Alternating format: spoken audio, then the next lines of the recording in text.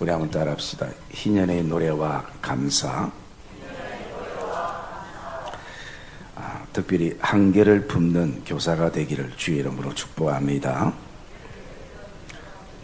옆에 분들하고 우리 고백합시다.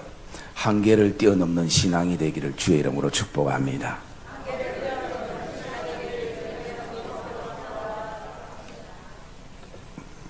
오늘은 우리가 교사 주일로 예배를 드립니다.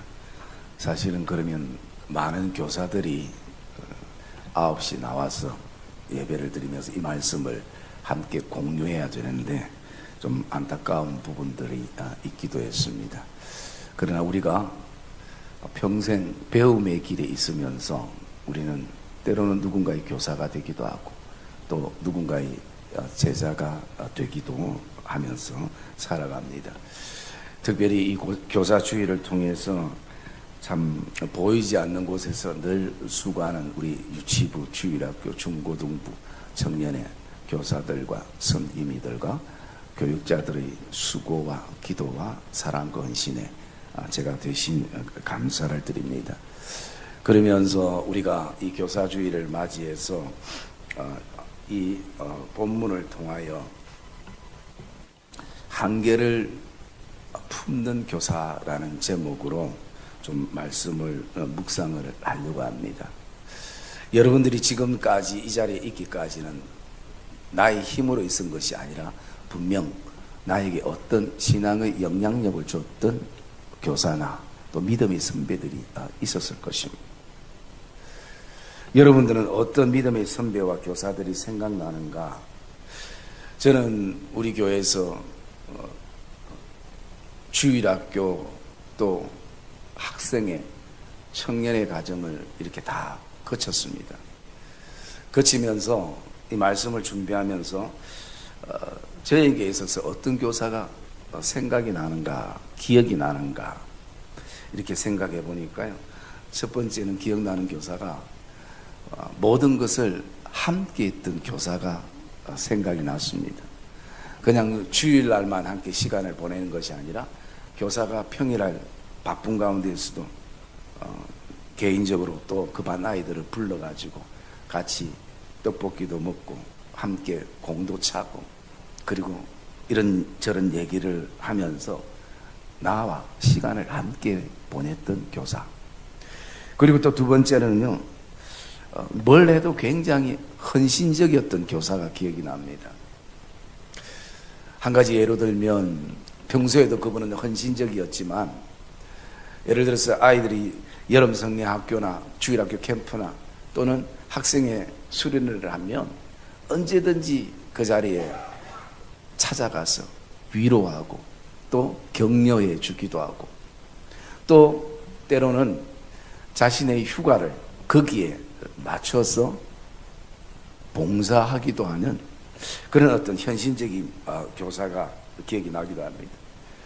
또 어떤 교사는 공과 공부를 정말 기도하는 마음으로 성실히 준비해서 그 말씀을 아이들과 함께 나누는 그 교사도 기억이 나기도 합니다. 또 어떤 교사는요, 아침에 출근할 때 항상 교회에 들려서 기도하고 그리고 또 퇴근할 때 항상 교회에 들려서 기도하는 교사가 기억이 나기도 합니다. 제가 그걸 어떻게 하느냐, 제가 뭐 감시했느냐, 감시 안 하고 옛날에는 제가 사택에 있었기 때문에 왔다 갔다 하다 보면 이 보여지는 것이요. 그분이 저 개인적인 반은 안 맡았지만 그 모습이 어릴 때도 항상 제 마음속에 이 도전이 되기도 하는 것입니다. 그러면서 제가 중학교 때인가 이제 교회 선생님은 아닌데 학교 선생님이었는데 저는 그분을 통해서 뭘 느꼈냐면 이 학생들이 제일 부담되는 게 시험이잖아요. 그런데 항상 그 선생님은 어떤 이미지를 우리에게 줬냐, 이 시험이 네 인생을 결정하는 그게 아니야. 이 시험은 잘 칠 수도 있고 못 칠 수도 있어. 이런 어떤 이미지를 줬는데요. 그분은 이제 시험을 이렇게 감독을 하면 제가 이제 2번 문제를 풀잖아요. 2번 문제를 이렇게 풀다 보면 답이 2번이다. 이제 보기가 4개 중에. 그래서 내가 자신 있게 2번을 딱 썼어요. 그런데 이제 선생님이 쭉 돌다가 제 앞자리에 와가지고 저한테만 하는 게 아니라 한 바퀴 다 돕니다. 돌면서 2번을 이렇게 2번 문제를 손짓을 딱 해주고 가요. 그러면 그게 뭐냐면 이미 사인입니다. 틀렸다는 거죠. 내가 분명히 확신 있게 2번을 썼는데, 그러면 고민하다가 답을 1번으로 바꿉니다. 그러면 또 한 바퀴 다른 데 돌다가 또 와서 저에게 뭐라고 하냐면, 다시 한번 읽어봐. 뭐 읽어봐도 뭐 답이 확 뜨는 것도 아니고 다시 한번 읽어봐. 이거는 답이 아니라는 거죠. 그래서 또 고개를 까뚱하면서 1번을 지웁니다. 가감하게 4번을 적습니다. 그러면 한 바퀴 돌다 와가지고 뭐라고 얘기하냐면 이렇게 얘기합니다. 와가지고 제대로 문제 읽었나? 문제는 제대로 읽었죠. 답을 몰라서 그런 거지.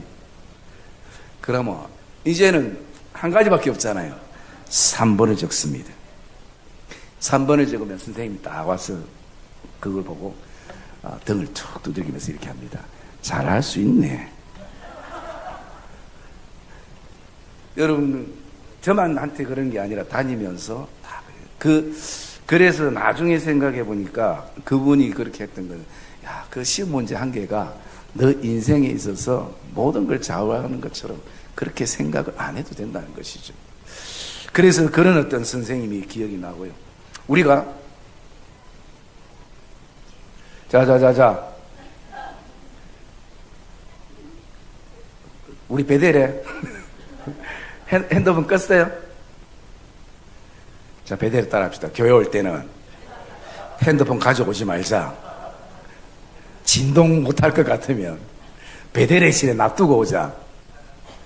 또 이제 뭐 급한 전화가 있을 수 있기도 하겠습니다만, 제가 이 대사가 아니고 원고가 없기 때문에 이런 순간이 되면 이 진행이 안 되면 이제 갈수록 더 제 한계가 오기 때문에 협조를 부탁하고, 여러분 예배에는 집중되지 않는 방해되는 요소들은 미리 다 제거하시고, 그 다음에 여러분들이 여기에 뭐 목사 보러 온 것도 아니고 하나님 앞에 예배 드리러 왔기 때문에 예배에만 좀 집중할 수 있는 그런 시간들이 되기를 주의 이름으로 축복합니다.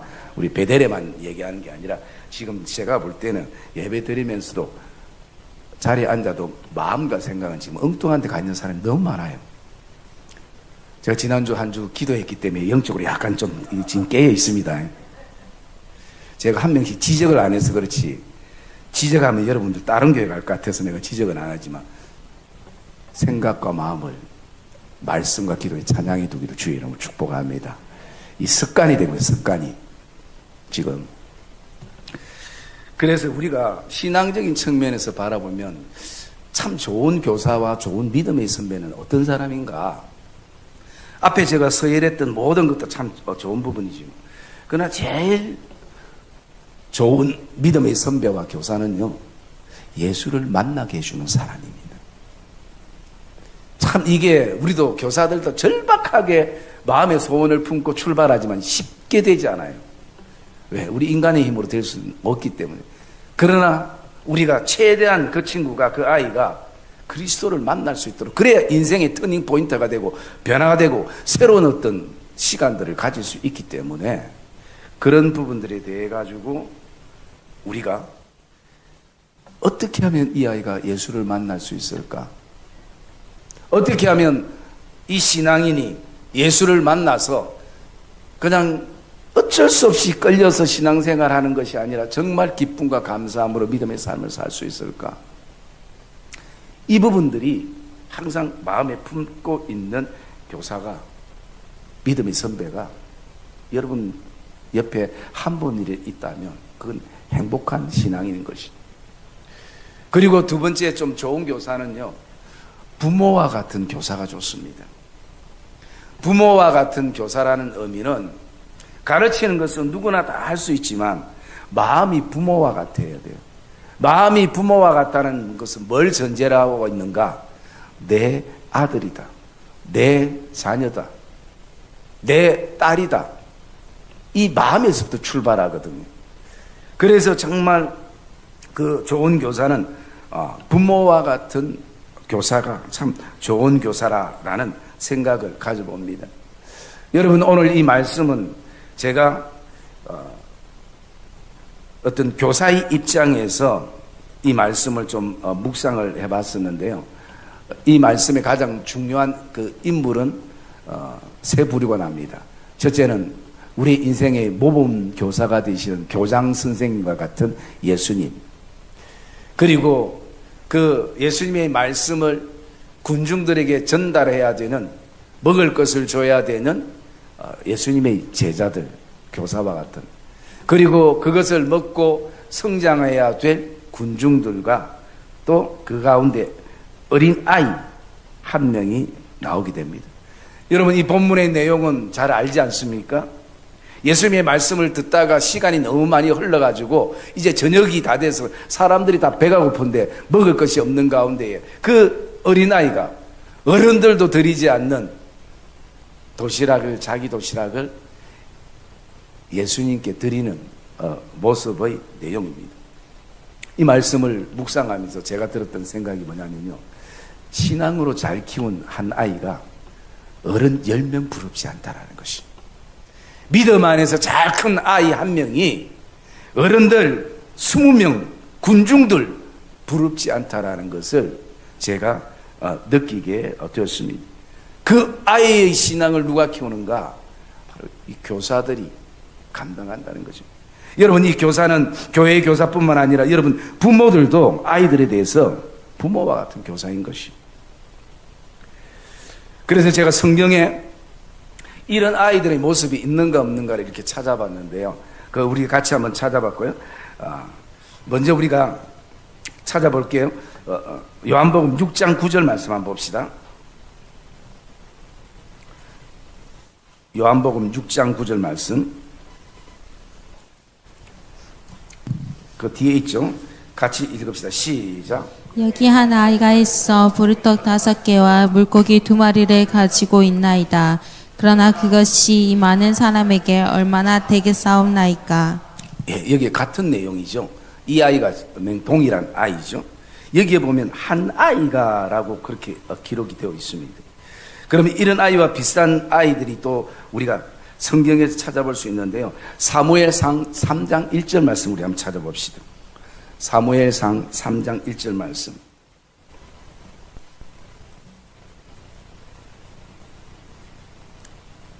자, 읽읍시다. 시작.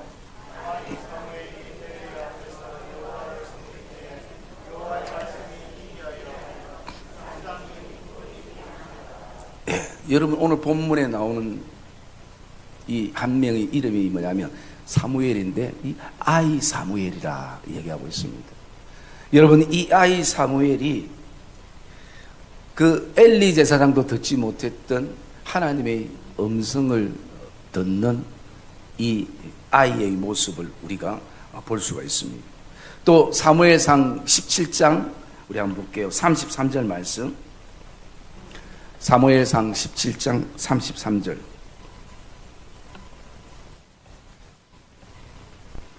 읽읍시다. 시작.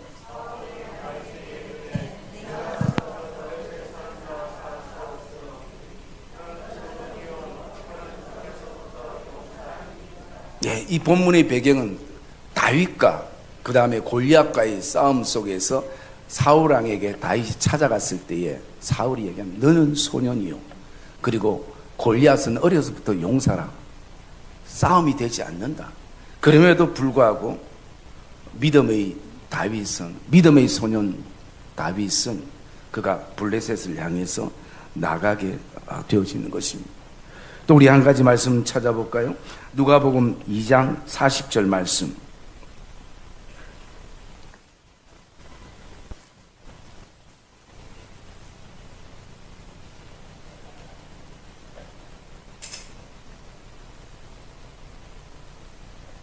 누가복음 2장 40절 말씀. 시작.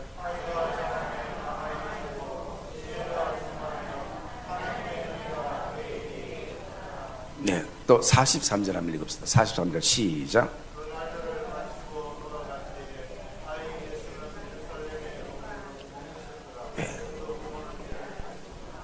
예, 여기에 나오는 아이 예수. 여러분, 한 아이를 통해서 하나님의 일하심을 보게 되어지는데요. 그래서 한 아이를 통해서 이방 민족 장군이 변화를 되고, 그리고 그 나라에 하나님의 복음이 심겨지기도 하고, 나라를 세우기도 하고, 그리고 또 예수님 같은 경우에는 그 한 아이가 은혜가 점점 하나님의 은혜로 통해서 강해지고, 그리고 하나님의 지혜를 통해서 충만해지면서 모든 민족을 살리는 그 십자가의 은혜를 우리에게 흘러보내는 일들을 하게 되는 것을 볼 수가 있습니다. 여러분, 그러므로 우리는 오늘도 군중이 하지 못했던 일들을, 때로는 제자들이 하지 못했던 일들을 한 아이를 통해서 하나님의 일하심을 우리가 보게 되어질 때에 우리는 한 아이의 소중함을 저와 여러분들이 다시 한번 고백하는 이 예배가 되기를 주의 이름으로 축복합니다. 그러면서 여러분, 우리가 이 한 아이가 신앙으로 큰다는 것이 쉽지 않을 때 교사들에게는 왜 쉽지 않는가? 한계가 오기 때문인 것이. 환경에서부터는 한계도 있고 내 스스로 가지는 한계도 있습니다. 여러분, 교사에게만 한계가 있겠습니까? 여러분이 지금 신앙의 삶을 살아가고 섬기는 것 가운데에, 가정 가운데에, 일터와 직장과 사업처 가운데도 우리가 스스로 만드는 한계가 있고, 그리고 또 내가 만들지 않았지만 찾아오는 그런 어떤 한계가 있기도 하는 것입니다. 그러기에 먼저 우리가 그 한계를 믿음으로 뛰어넘을 수 있는 신앙이 있고 그런 교사가 된다면 제일 이상적이죠. 그러나 만약에 그렇게 안 되더라도 우리가 그 한계를 품는 교사가 되자는 것이죠. 그 한계를 품는 신앙이 되자는 것이죠. 여러분, 어떤 성도들은 보면 한계만 오면 도망가는 성도들이 있어요. 그냥 막 잠수 타버리고 연락도 안 되고.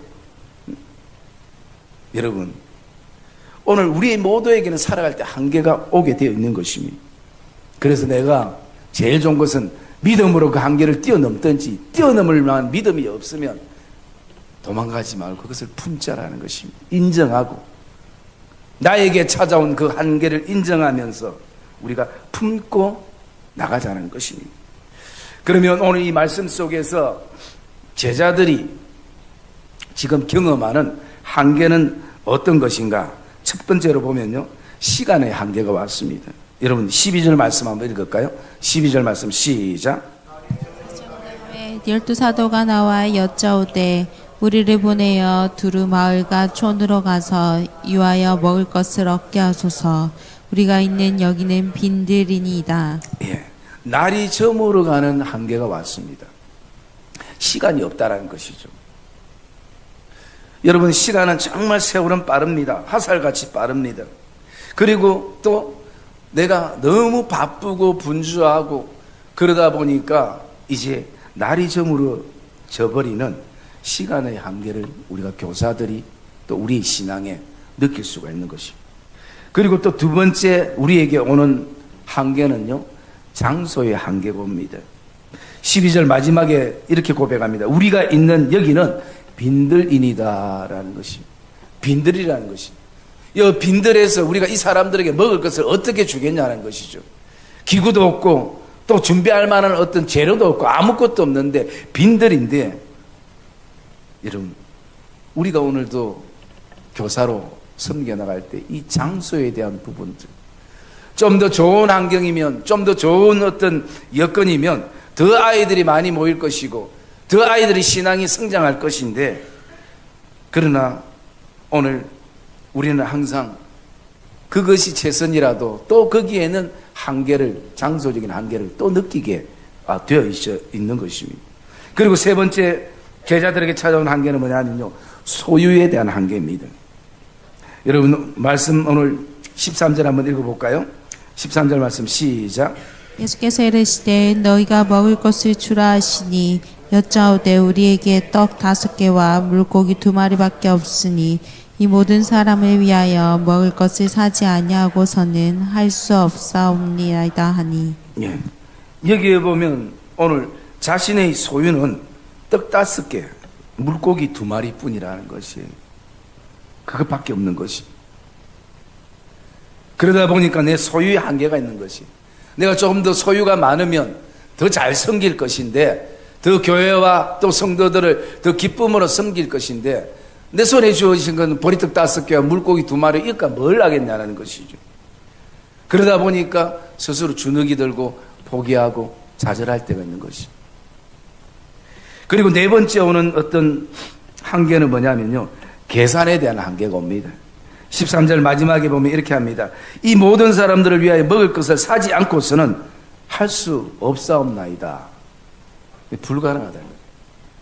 이 모든 사람들이 조금 그래도 먹으려면 200데나리온의 떡이 필요한데, 지금 물고기 2마리와 보리떡 5개로 뭘 하겠느냐는 것이. 아무리 계산기를 두드려도 결국 답은 할 수 없다가 나오는 것이. 여러분, 우리도 이런 어떤 계산의 한계가 있을 때 있지 않습니까? 그런 한계가 우리에게 분명히 오는 것이. 우리 교육부서에서도 교회가 교육부서를 위해서 더 많이 투자하고 힘쓰기를 사실은 원하지만, 또 교육부서 원하는 만큼 해주지 못할 때도 참 많이 있기도 하는 거예요. 왜? 계산의 한계가 때문에 있겠습니다. 여러분들 자녀를 양육시킬 때 제일 많이 들었던 게 뭡니까? 많이 들었어요?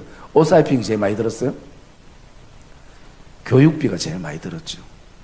여러분, 한 가정도 자녀를 교육시키려면 그렇게 드는데, 교회도 당연히 다음 세대가 크려면 재정이 필요한 것이, 드는 것이에요.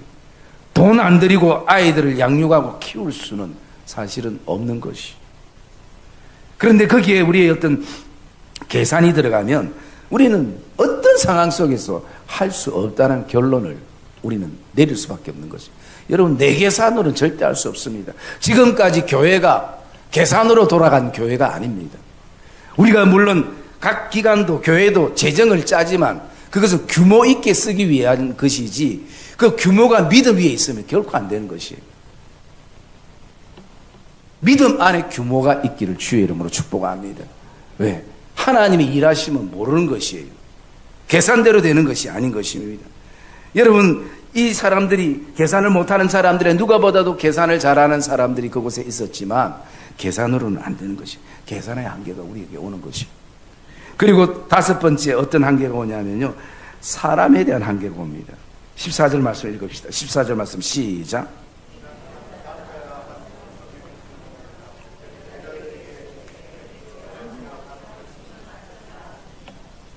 예. 여러분, 거기에 모인 사람이 5,000명입니다. 사실은 5,000명이라는 숫자가 엄청나죠. 남자만 5,000명이면 그 아이하고 그 다음에 또 여자분들하고 하면요, 적어도 10,000명이 넘는 사람들이에요. 그 사람들을 물고기 2마리와 보리떡 5개로 먹이는 건 불가능한 것이죠. 그래서 때로는 사람이 우리에게 한계의 선에 이르게 할 때가 있는 것이. 사람이 많아도 문제가 되는 것이고, 사람이 너무 적어도 문제가 되는 것이. 우리 행사 때 많이 하잖아요. 엄청 많이 준비했는데 사람이 너무 적으면 또 마음이 아프고, 엄청 많이 준비했는데 사람들이 더 많이 오면 그것도 힘들어지는 것입니다. 여러분, 그뿐만이겠습니까? 우리가 부서를 봉사하고 섬기고 나갈 때요, 돌아보면 어떻습니까? 사람이 기계가 아니기 때문에 서로 생각이 다르고, 보는 시각이 다르고, 또 지금까지 해온 것도 다르고, 거기서부터 일이 힘든 게 아니라 거기에 갈등 구조가 생기면서 그때부터 힘들어지는 것이. 여러분, 이 교회 공동체 안에서 또 우리 인생의 삶 가운데 하나님이 우리에게 훈련시킨 것 가운데 하나가 있다면 그것은 사람을 통한 훈련인 것이. 그래서 사람의 벽을 넘어야 되는 것이. 지금도 우리는 그 훈련 속에 있게 되는 것이. 이만큼 어느 정도 이제는 성숙됐다 했지만 또 사람의 훈련 속에 우리가 오늘 놓이게 되어지는 것이. 그리고 또 우리가 한 가지 넘어야 될 벽이 있다면 바로 물질의 벽인 것이. 하나님은 끊임없이 우리에게 물질을 통해서 훈련시키시고 있다는 것이. 그래서 사실은 돌아보면 우리의 신앙이 다 여기에 포함되어 있습니다. 사람의 벽을 넘든지 물질의 벽을 넘든지 이 두 가지가 병행된 또 성도들도 우리에게 있을 수 있는 것입니다. 여러분, 이 훈련을 저와 여러분들이 잘 감당하기를 주의 이름으로 축복합니다. 여러분, 우리가 모르는 사람들이면 괜찮은데 너무나 잘 아는 사람들이고 너무나 오래 신앙생활 30년 40년 같이 했던 사람들이기 때문에 더 우리의 마음들이 어려움들이 있게 되어지는 것입니다. 그래서 여러분, 교사로 섬기고 믿음의 선배로 우리가 누군가를 섬겨 나갈 때 이런 한계들이 우리에게 온다니, 물론 이 외에도 더 많은 한계들이 있을 것입니다. 여러분, 지금 내 신앙에는 어떤 한계선에 도달해 있는가? 그리고 그것을 뛰어넘을 수 있는 믿음이 있다면 뛰어넘으시고, 그 믿음이 없다면 그 한계를 인정하고 품는 시간이 되기를 주의 이름으로 축복합니다. 그러면 우리가 그것을 우리가 인간적으로 내가 품어야지 한다고 품어지는 것이 아니잖아요. 품는 데는 뭔가 어떤 본질적인 게 우리에게 있어야 되는 것입니다. 그래서 우리는 내 신앙의 한계가 올 때 우리가 생각해야 될 이 네 가지가 본문에 보면 있습니다. 첫 번째는 뭐냐면요, 그 빈들에 그 해가 지는 시간에, 아무리 내가 계산해도 안 되는 시간에, 또 내 소유가 한계인 그 시간에 사람들을 통해서 내 마음이 아파하는 그 순간에도 그 신앙 안에, 그 믿음 안에 주님이 계신다는 사실입니다. 여러분, 우리 13절 말씀 읽어볼까요? 13절 말씀 시작. 예수께서 이르시되 너희가 먹을 것을 주라 하시니. 아멘. 여러분, 오늘 13절에 보면 이렇게 시작합니다. 예수께서 이르시되 너희가 먹을 것을 주라. 주님이 제자들에게 말씀합니다. 제자들의 사명은 먹을 것을 주는 게 사명인 것입니다. 그런데 오늘 제자들은 뭐만 보고 있는가? 손에 주어진 물고기 2마리와 보리떡 5개만 보고 있는 것이에요. 여러분, 보아야 될 게 뭔가? 그곳에 누가 계시는가라는 것입니다. 내 인생의 빈들에 나와 함께 누가 계시는가? 내 인생의 항온이 지고 있는 이 시간 속에 여전히 나와 함께 계시는 분이 누구신가? 여러분, 제자들은 주님의 계심을 봐야 되고 주님의 일하심을 봐야 되고 주님의 역사심을 그들은 봐야 되는 것입니다. 그럴 때 거기에 이 오병이의 역사가 일어나지, 우리는 이 역사를 다 기대합니다. 내 인생에도, 우리 교회에도, 또 우리 가정에도.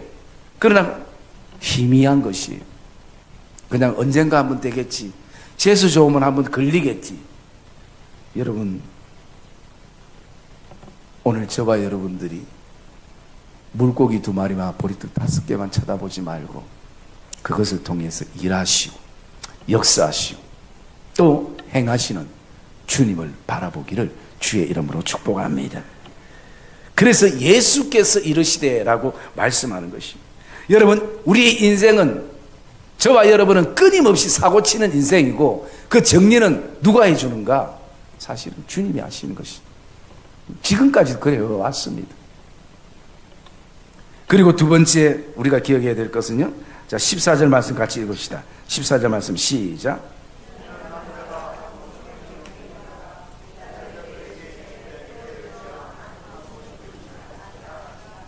예, 주님께서 제자들에게 두 번째 하셨던 말씀이 뭐냐면 이 말씀이었습니다. 제자들에게 이르시되 때를 지어 한 50명씩 자리에 앉게 해라. 어떤 목사님은 이것은 사람들이 너무 많기 때문에 나눠줄 때 서로 힘들 수 있으니까 질서정연하게 라는 얘기를 하기도 합니다만, 저는 묵상할 때에 이 말씀을 바라보면서 이것은 제자들에게 주님이 믿음의 중심을 잡으라 라는 것입니다. 여러분, 지금 상황이 어떤 상황입니까? 복잡한 상황입니다. 지금 상황이 어떤 상황입니까? 너무나 예상하지 않았던, 계획하지 않았던 당황스러운 상황입니다. 우리 인생과 우리 가정과 우리 교회에도 이런 상황들이 언제 다가올지 몰라요.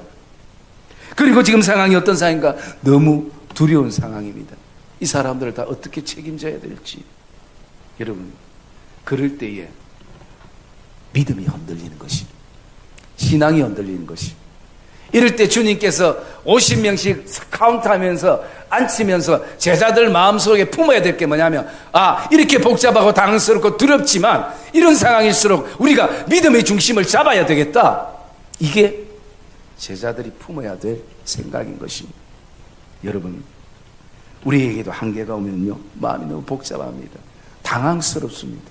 두렵습니다.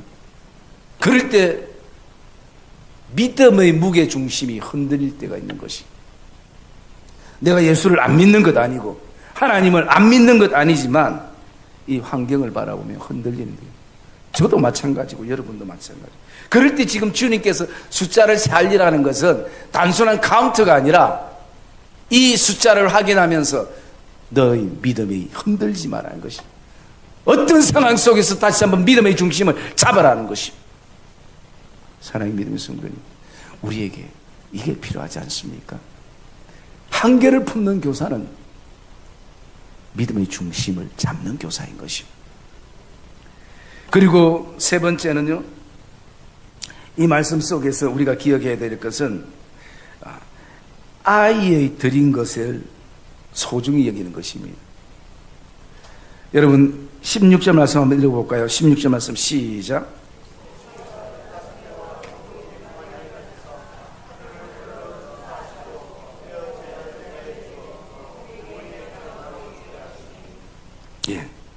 예수께서 떡 5개와 물고기 2마리, 우리가 아까 요한복음 6장 9절에 보면 보리떡 5개와 물고기 2마리라고 얘기하고 있습니다.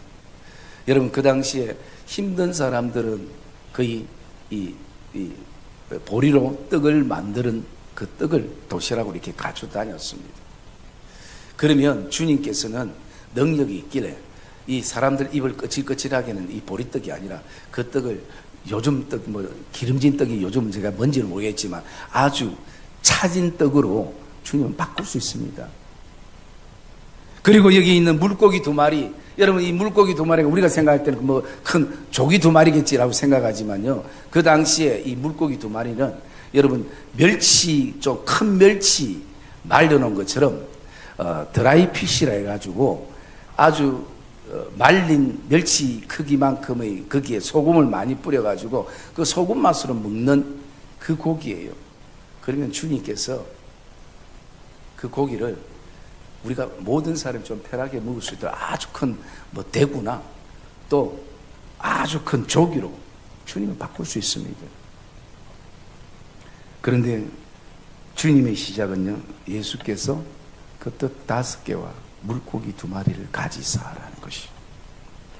주님은 이 아이의 것, 이 드린 것, 비록 군중에 비해서 아무것도 아닌 것 같지만 주님은 이것을 들어서 쓰셨다라는 것입니다. 여러분, 교사는 작은 것을 작게 여기지 않는 것입니다. 그러기에 이 역사는 이 아이가 드린, 어른은 드리지 못했지만 아이가 드린 그것을 통해서 하나님께서 일하시는 것을 우리가 보게 됩니다. 그리고 네 번째 우리가 기억해야 될 것은요, 주님께서 이것을 가지시고 이 작은 것을 가지시고 뭘 하셨느냐, 하늘을 우러러 축사하셨다라는 것이. 이 축사라는 것은 두 가지 단어가 합쳐진 것입니다. 하나는 기도하다, 하나는 감사하다. 그래서 하나님께서, 예수님께서 그 작은 것을 가지고 축사하셨다라는 것은 하나님을 향해서 기도하시고 감사하셨다라는 것이. 여러분, 기적은 기도에서부터 시작됩니다. 이적은 감사에서부터 시작됩니다. 그러기에 이 축사했다라는 것은 바로 주님께서 오늘도 기도가 필요 없으신 분이 하나님을 향해서 감사의 기도를 드리고 또 이 배고픈 무리들을 향해서 기도하며 나가는 모습을 우리가 보게 되어지는 것입니다. 여러분, 한계를 품는다는 것은 쉽지 않습니다. 그러나 우리가 한계를 품는 교사가 될 수 있다라는 것을 오늘 본문은 우리에게 보여주는 것입니다. 그것이 근거가 뭐냐? 그 한계 속에 주님이 일하신다는 것이. 그 한계 속에 오늘도 내가 믿음의 중심을 잡을 수 있다는 것이. 그 한계 속에 지금 계속 크기만을 생각했던 내 마음이 이제는 가치로 다시 한번 돌아와서 가치의 시각으로 바라볼 수 있다는 것이. 그리고 나가서 우리가 한계에 도달할 때는요, 그 시간들이 하나님 앞에 기도하며 감사하며 나갈 때에 우리는 한계를 뛰어넘는 신앙이 되기도 하고 한계를 품는 신앙이 되어질 수 있다는 것을 저와 여러분이 확신하기를 주의 이름으로 축복합니다. 여러분, 우리가 아무리 잘 섬겨도 아무리 헌신을 많이 해도 돌아보면 우리 존재가 어떤 존재입니까? 물고기 2마리와 보리떡 5개와 같은 연약한 존재이지 않습니까? 어른들에게는 아무 의미 없는, 어쩌면 어른들은 그래서 자기 도시락들을 다 가져왔지만 이거 뭐 하나님 앞에 드려봤자, 예수님 앞에 드려봤자 이게 뭐 이 많은 사람들이 뭐가 되겠나? 제자들하고 똑같이 생각할 수 있는 거죠. 그러나 이 어린아이는 말씀을 전하는 주님께 그것을 드리는 것이 작고 크금이 아니라 드리는 게 기쁨이한 것입니다. 여러분, 때로는 우리 교회가, 우리 기관이, 또 우리 유치부, 주일학교, 중고등부, 청년회가 사람 숫자가 몇 명 없기 때문에 쳐다볼 때마다 물고기 2마리와 보리떡 5개, 아이 도시락 같은 연약함이 있지만 그것을 통해서 일하시는 주님을 바라보기를 주의 이름으로 축복합니다. 그 속에서 교육부서들은 성장할 것입니다. 그리고 하나님을 만나는 그런 놀라운 일들이 일어나게 되는 것입니다. 사랑의 믿음의 성도님들, 오늘 분명 우리는 이 한계의 벽을 한 가지 넘고 나면 끝나는 것이 아니라 또 다른 한계의 벽이 우리에게 오게 될 것입니다. 저와 여러분 안에 먼저 그 한계의 벽을 뛰어넘을 수 있는 믿음의 교사들이 되어주시고, 그게 안 된다면 한계를 품는 교사와 믿음의 선배들이 되기를 주의 이름으로 축복합니다. 그럴 때 이 한계를 품고 나갈 때에 그 속에서, 한계 속에서 하나님이 우리에게 이 희년해 주시는 노래가 있고 희년해 주시는 감사가 분명히 있을 것입니다. 그것을 우리가 믿음으로 바라보며 나가는 복된 우리 교육부서 교육자들, 교사들, 또 섬기미들이 되시고 믿음의 선배들이 되시기를 주님의 이름으로 축복합니다.